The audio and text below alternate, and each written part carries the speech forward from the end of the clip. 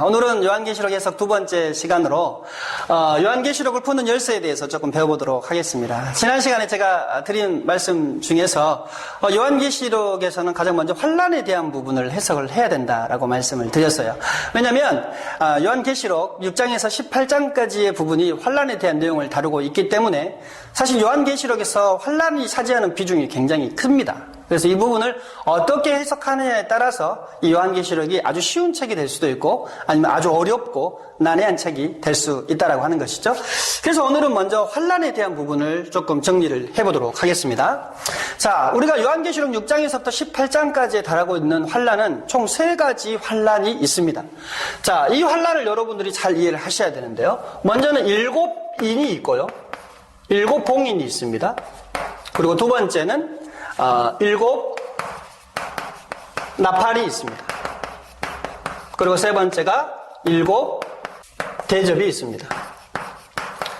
자, 그래서 우리가 환란을 해석함에 있어서 아주 기본적으로 7봉인이 무엇이고 7 나팔이 무엇이고 또 7 대접이 무엇인가를 여러분이 충분히 이해를 갖고 있으셔야만 조금 해석이 좀 편하다고 볼 수 있습니다. 자, 7봉인, 7 나팔, 7 대접은 뭔가라고 할 때 먼저 여기에서 본 환란은요 7 나팔 부분입니다.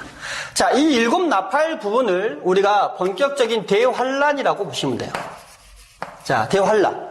자, 이 7 나팔 부분을 대환란으로 본다면 7 봉인 부분은 무엇인가?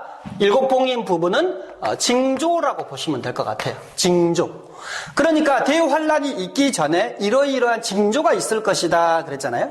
그래서 이 징조들을 살펴봄을 통해서 우리가 이제 대환란이 가까웠음을 아는 것이죠. 그리고 이제 대환란이 지나고 난 다음에 7 대접은 어떻게 해석하면 좋느냐? 이것은 하나님의 진노의 심판이라고 보시면 됩니다. 진노의 심판.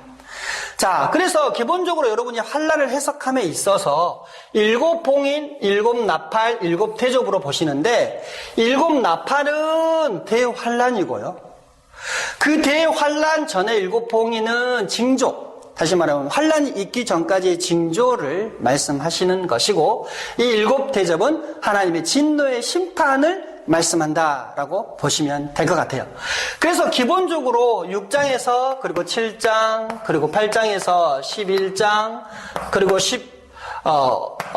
5장에서부터 18장까지가 이렇게 내용이 다뤄져 있는 것이죠.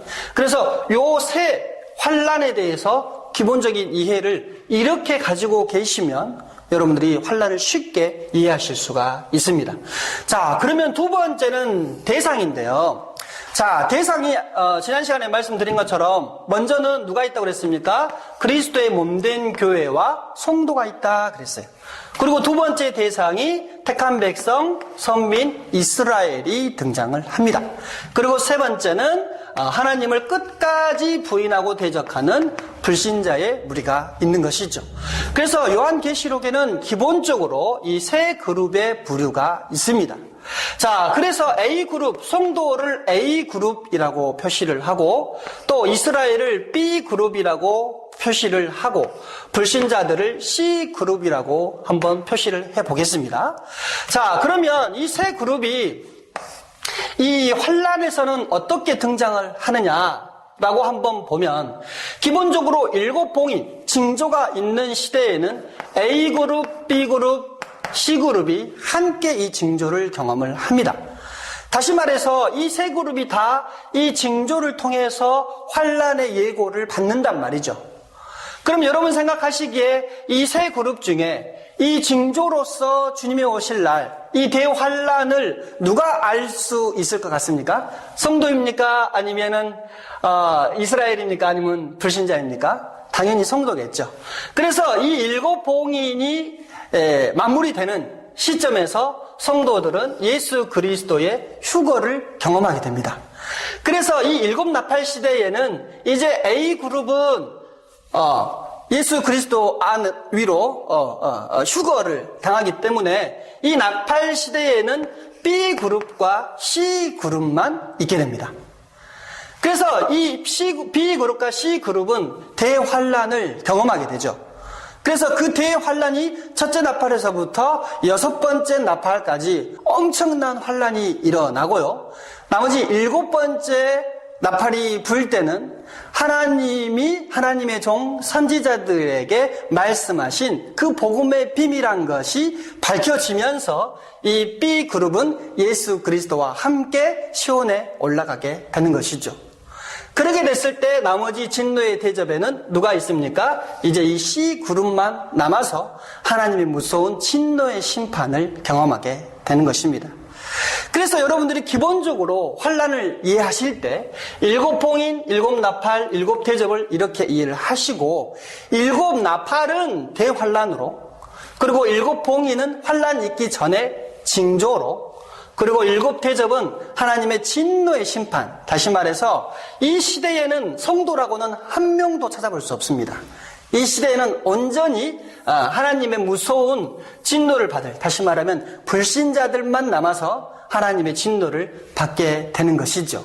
이렇게 여러분들이 요한계시록을 해석을 하면서 6장에서 18장까지를 보시면 이 내용은 전체적으로 아주 쉽게 이해가 되는 부분인 것입니다.